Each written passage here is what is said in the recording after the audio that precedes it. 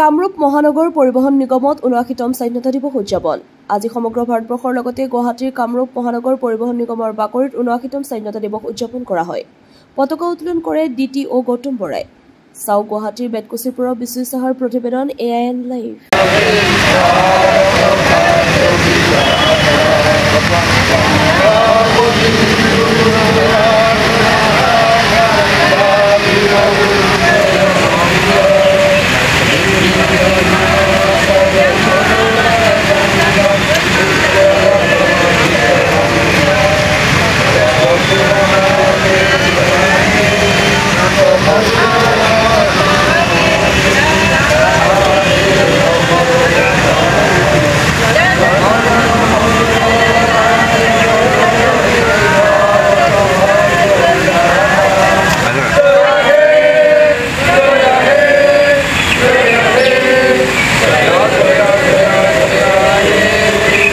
সংখ্যক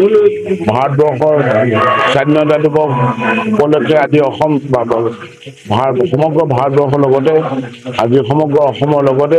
অসম চৰকাৰৰ পৰিবহণ বিভাগৰ ফালৰ পৰা কামৰূপ মহানগৰ পৰিবহণ কাৰ্যালয়ৰ প্ৰাংগণতো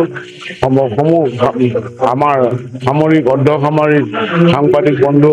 বিষয়া কৰ্মচাৰী ৰাইজৰ উপস্থিতিত আজি ৭৯ সংখ্যক স্বাধীনতা দিৱস উদযাপিত কৰাৰ লগতে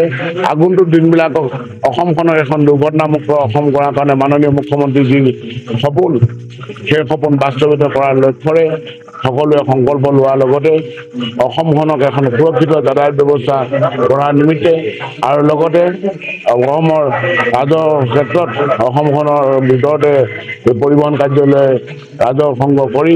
অসমখনৰ উন্নয়নৰ যাত্ৰাত আমিও একেলগে আগুৱাই লৈ যাব পাৰোঁ তাৰ কাৰণে আজি সংকল্প গ্ৰহণ কৰি আজি একত্ৰিত হৈ আৰু লগতে সমগ্ৰ অসমবাসীলৈ আমি আজি কামৰূপ মহানগৰ জিলা পৰিবহণ কাৰ্যালয়ৰ প্ৰাংগণৰ পৰা ৭৯ সংখ্যক স্বাধীনতা দিৱসৰ শুভেচ্ছা জ্ঞাপন কৰাৰ লগতে আগন্তুক দিনবিলাকত একতাৰ বান্ধোনেৰে একত্ৰিত হৈ অসমখনক এখন সুৰক্ষিত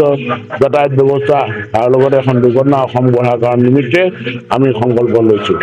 যিকোনো খবৰ আৰু বিজ্ঞাপনৰ বাবে যোগাযোগ কৰক 7896121996 লগতে 7002537271 আৰু